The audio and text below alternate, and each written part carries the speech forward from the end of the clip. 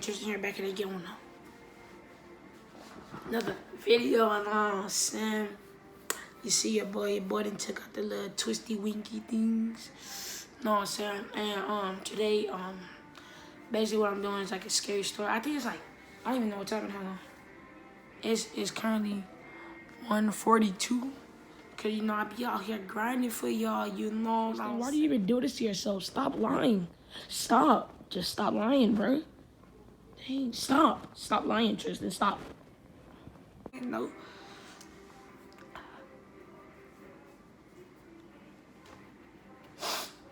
Alright, but yeah, basically what I'm doing is just a scary story animation. Scary animation reaction video. I see other YouTubers do it, so I wanted to try it out, know what I'm saying? Hope you guys like it, and I'll see y'all when we get there. Alright, y'all, finna start it. Got my headphones on, know what I'm saying? It's finna be dumb scary. I'm watching it on my phone. I'm watching it on my phone, y'all. I am never hitchhiking again. So, yeah. I mean it. As long as I live, I will never, ever get into a car with a stranger that hasn't got an Uber or Lyft tag on the passenger door. The moment I decided to try to hitch, I knew it was a bad idea. I told myself I shouldn't be doing it, and hey, what do you know? I was right. I think that's why I've been beating myself up so bad about it. I knew it was a terrible idea, I knew the risks, and I did it anyway. So please read my story and remember it every time you think you can save a few dollars on a taxi by thumbing a Lyft. So every night when I finished my waitressing shift, I had to catch a bus out of downtown Detroit all the way out to Royal Oak, where I live with my mom. Sometimes, depending on how late I finish, I have to catch the last bus. I mean the very last bus on the line. It's either that, spend my tips on an Uber, fat chance, or walk. And there's no walking anywhere in Detroit come wintertime. So, I'm on the bus one night, the very last bus, pleased to be headed back to a nice warm bed after a long, hard shift. I have my headphones on, listening to some murder podcast when I hear like a pop behind me, muffled by the sounds of the podcaster's chatter. I turn to see the seats behind me covered in broken safety glass with a football-sized hole in the bus's window. Some total idiot had thrown a rock through the bus window. Some people are just animals, and sure, it was kind of scary, but not nearly as scary as what was about to happen with our bus driver. A few hundred meters further down the road, the bus pulls over to another stop. Only I see the driver say something to the passenger who wants to embark, something that makes the passenger shake his head in frustration before walking away. I suspect the worst, pulling out a headphone to hear my suspicions confirmed. Sorry, I can't go any further. Bro, it's currently raining outside. I heard him say. Scared because it's hitting It's a against safety my issue. window. Can't go any further, sorry. I'm beyond furious at this point, as I'm walking to get off the bus, wondering what I'm going to do about getting home. The driver starts trying to explain the same thing to me.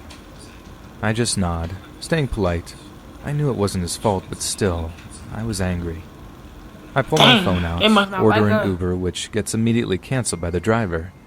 I have no idea why. I have an almost perfect rating. So I try again and again and again, and realize this might be the only night ever where I was unable to get a freaking taxi. I would never hitchhike in my life. It was about then that the idea of hitching occurred to me. That's like for white people. I'd freeze my boobs off if I just stood there at that last bus shelter, gambling on Uber, deciding it wasn't worth braving the freezing temperatures for what was little more than a $10 fare. So I did it. I stuck my thumb out, staring down approaching headlights in the hope that somehow someone would find it in their heart to stop for me. Eventually someone did, and to my infinite relief, he looked perfectly normal and was an exceptionally well-mannered individual. Hi there. Everything all right? The man asked through the open window of his car. He wore glasses and a steel gray shirt and tie combo. This dude looked weird. The most unthreatening person in the history of unthreatening people. Yeah, but my ride, I said, and pointed mournfully towards the bus that was now flashing its hazard lights. I think I was too shy to ask at first, but when the guy just opened the Nah, you passenger ain't door safe. for me and flashed a smile, I thought I was Bro, saved. look weird. But I couldn't have been Look at more his wrong. glasses, they are uneven. The guy was nice enough at first. He asked how my day was, asked Why you what just I looking did at for me a like living, you know, small talk. Yet he seemed to take issue with the fact my waitressing shifts seemed to end so late. Funny, I don't know any waitressing jobs that finish so late, he said, skeptically at one point. I was confused. I mean, plenty of restaurants finish late. Some are open 24 I should look at hours. him like that. I had absolutely no idea where this guy was getting the idea from, but I there wouldn't was even get no in the way I car. was about to call him They dumb got me or messed ignorant. up. He All the had, way after messed all, up. been nice enough to pull over for me when I was in need. Well, you don't strike me as ever having been a waitress. No offense, I said, deciding on a pretty weak dad joke to lighten the mood. But it didn't work. In fact, it only seemed to make him agitated. I've never been a waitress, no, but I'm definitely not dumb, young lady.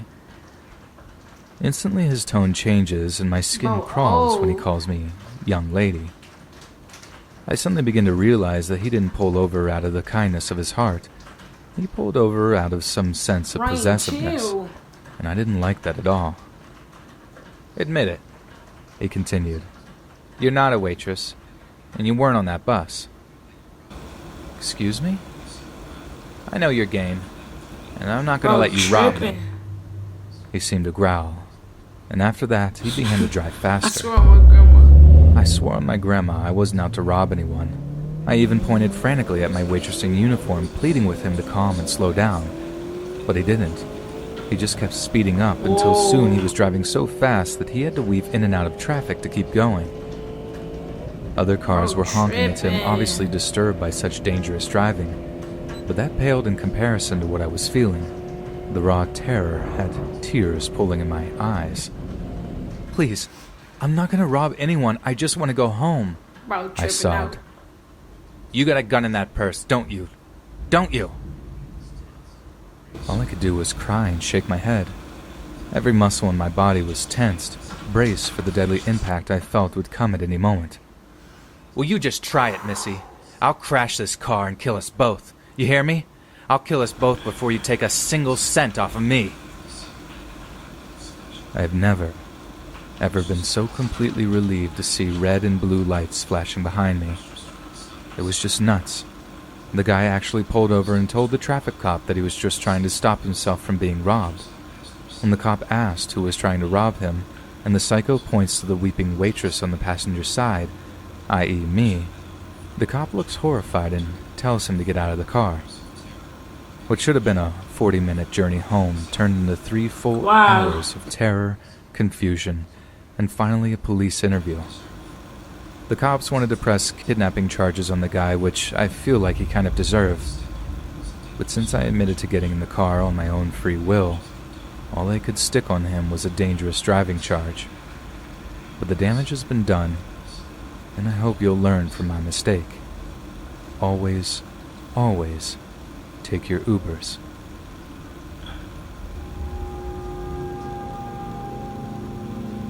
That wasn't really scary though.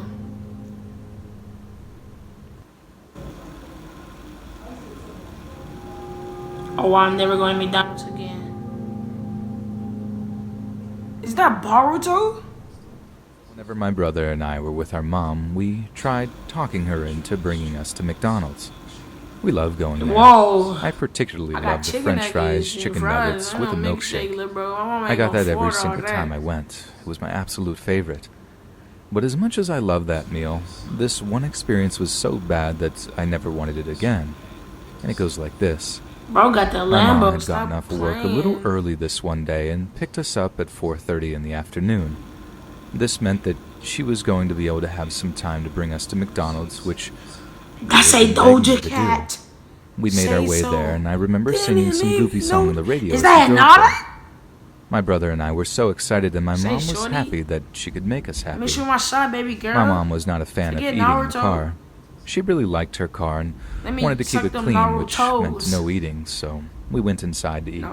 Alright. When we were in there, everything went just as you'd expect. We ordered our food, sat down, and ate. That's all there really was to it. The bad part didn't come until we started to leave. We were making our way out of the McDonald's when a Hispanic man with a really strange mustache started saying something to my mom. I remember Dude him got a being grill in the somewhat street. incoherent Ooh, because bro, of the thick accent, ugly. and He many of the looked like words a were ones demon, that I had never what? heard before. I I don't like immediately him. identified this man as problematic and could tell by his I body see bro like language that, that run, I'm he in might the be a threat. dash. But The after all, I dash, was man. only 10 Go years out the old way. and couldn't do a whole lot. Brought that was something in my My mom window, got my younger boy. brother into the car, put his seatbelt on, and closed the door. She told me to get into the car too. I can tell by her panicked tone of voice that she was extremely worried by this guy. No matter what he said, she didn't reply. My mom got into the driver's seat and started the car in the same motion and then went to close her door. But by this point, the man was already close He enough that that close? he could hold the door open and stop it Oh from my being god. closed. My mom started telling this guy to back off, but he only got more aggressive. He started saying stuff like, "You can run from me, chica," and other stuff like that. That was one of the Scared only me, bro. phrases I remember him saying.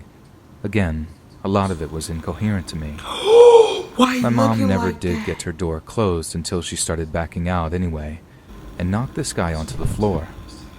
I guess he wasn't by the way, expecting y'all, her to actually go, but I'm just this reacting only to it. antagonized I'm him not even finna do more. no challenge 'cause I know I I'm remember gonna get watching scared, him as son. my I mom know was I'm gonna peeling get off. scared. He got back up immediately and ran to his car, which was only about 4 parking spots away. He started it and started following us. He wasn't trying to run us off the road or anything, but he was definitely following us. I remember asking my mom what we were going to do. She said that I had to be quiet and let her think. Well, we drove around for about 20 minutes. I could tell that it wasn't the path to go home that we always took. I remember it feeling like a really long time. That's that supposed to we be were on the mountains. road. That's like some cheeks, The sun boy. started to I go mean, down and we geeks. all felt a lot of tension.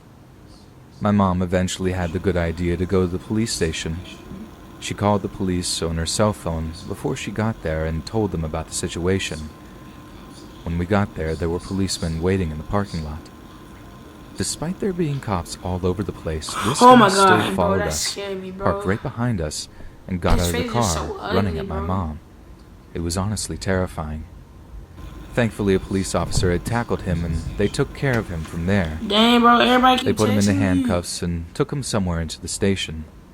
They eventually brought us in and asked us questions I don't about what brother had actually count. happened.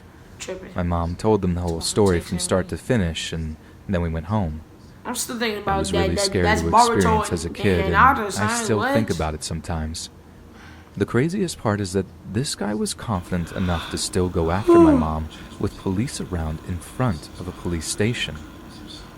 I don't know what kind of judgment Why is he had, looking but like that? whatever Boy, that's it was creepy. probably impaired Look by at me like drugs that's or how I will something. whoop you, boy. A couple of weeks I know who later, I a am. lawyer had contacted Stop my playing with me. mom. He was trying to prosecute this guy for multiple crimes. He claimed that this guy who had tried to abduct my Oh. mother was actually a leader in some kind of gang. It's It 13 wasn't crazy, y'all. Y'all MS-13 know or about anything, them. but it was a fairly significant street gang in our area. My mom told him no because it would mean putting herself and her kids in danger. She knew that there was going to be a risk of testifying against a gang member, and she didn't trust the police officers to keep her safe. My mom didn't tell me that last part until a couple of years later. I must have been about 15 years old when she finally told me. I totally understood why she refused. I'm not sure whatever happened to this gang member, but he did a really good job of intimidating people into not testifying against him. I can't even imagine the kind of person this guy was, though. Imagine going to McDonald's, seeing a Hey, mother look at with his 2 lips. kids, and then wanting to abduct her, and then being crazy enough to follow her on the road for a half hour and park behind her in front of a police station. And even then, he still got out of the car and ran toward my mom. I don't know what happened to that guy to make him like that. I just seriously hope that this prosecutor was eventually able to get him on something and lock him up for life. I don't know how people What you like looking that at, were son? able to roam the streets so freely. Yeah, I'm talking to y'all. Y'all want the smoke? What is these letters? The dead hour.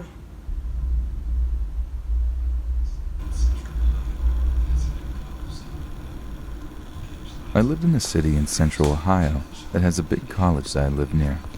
I actually attended a different Sorry, y'all, the college than phone's the one going I dead. mentioned, and made the 20-minute drive from the city to that college. I also worked nights as a pizza delivery man in the city and the surrounding suburbs. One night, I had an order in the town where my college is located, which is a smaller suburban city northwest of my home city. Now, this call occurred during what my coworkers and I referred to as the dead hour, which is just before the shop closed at 1 in the morning.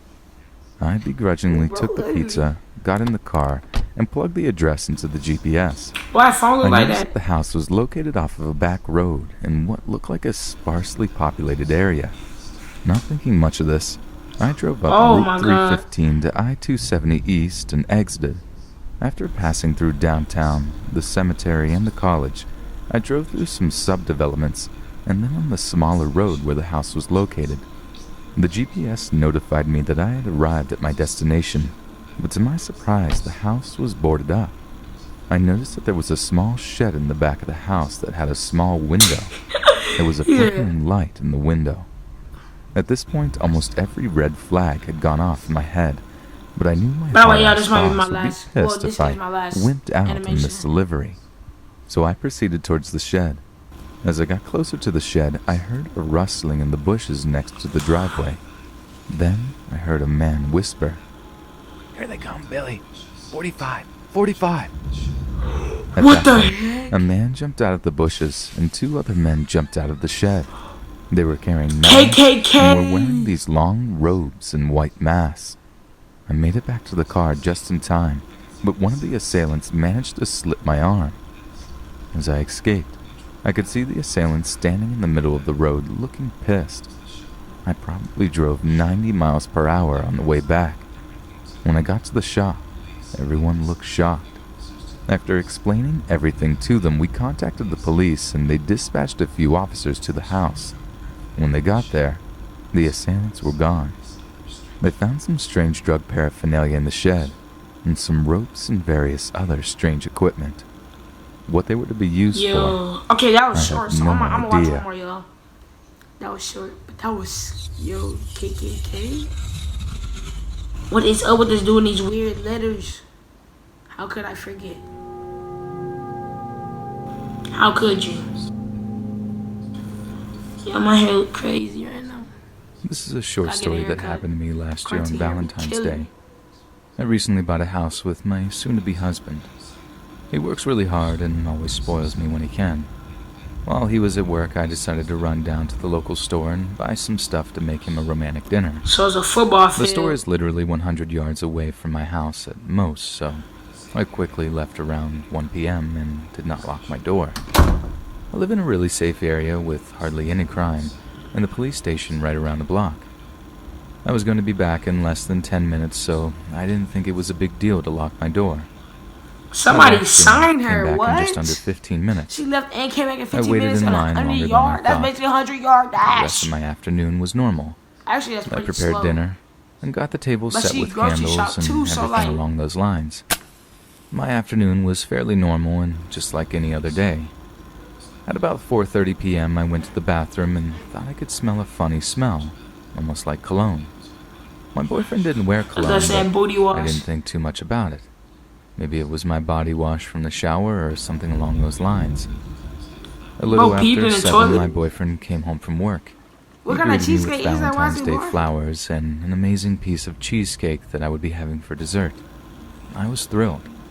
He was also so thankful for the dinner I had prepared for him, and we had a lovely evening. After we ate, he said he was going to go wash up and meet me on the couch for a movie and some cheesecake. As he walked upstairs where our bathroom was, he stopped talking mid-sentence and said in a voice that still haunts me, "What's that smell?" I came to the bottom of the stairs and asked if he smelled the cologne too. He did and immediately mouthed the words, "Call 911" to me. I went into the other room and called. I tried to whisper as to not alert the potential intruder. What my boyfriend didn't tell me until later was that he saw muddy footprints on the bathroom floor, and the shower curtain was open with 2 wet, dirty footprints inside. Next to the bathroom is a spare room that we don't use, and the door was shut, and that door is never shut. You should just left them up in there. He grabbed the door slowly and What tried the to turn the heck? handle, but it was being held from the other side. He kicked open the door, and to the horror of both of us was a small, dirty-looking man. He was dressed in all black with brown work boots. My boyfriend, who is only an average build, slammed him down with ease and pushed him against the wall. After only a few moments, the police showed up. She said he average quickly ran build. upstairs. I guess you can count my Luckily, playmaker sharpshooter. nobody was hurt, and the intentions of this intruder were unknown. I was alone all afternoon with him, and he did nothing. I couldn't sleep well that night. I remembered But that why it that was all my scared me, fault. bro? I always locked the door. This one time, I decided not to. I began to freak out that the man was in the shower right next to me when I was going to the bathroom. I'm just thankful my boyfriend didn't get hurt, and the police station is literally right around the block. This year he took off Valentine's Day with me, and we're still trying to cope with the experience. The worst part is we How still you never know got why answers. the man broke in your house, We don't son? know why this man broke in. The police supposed to be I'm questioning not sure that. we ever will. It's gonna be a jump scare. Alright. Alright, so y'all, that's it for today's video. I hope you guys like it. Subscribe, share with your friends, your mama, your grandma, your auntie, with the auntie, with the auntie, with the mom, with the cousin, with the uncle, with the left arm just cut off, with the wheelchair that's in the fish tank, and your grandpa's pig cousin, nigga. I'll see you guys next time, bro. I love you guys. Actually, like, thank y'all. We finally reached 75 subscribers. 25 subscribers more to go. We're going to reach 100, y'all. Then from there, we're going to reach 200, 300, 400, and going on. You know what I'm saying, guys? If you guys like this video, leave a like. 10 likes. And, 10 likes. And I'll do another one of these because I actually enjoyed it. It was pretty fun. Scary a little bit. And plus, it's like 2 o'clock in the morning. Like, for real. Hold on, let me show y'all.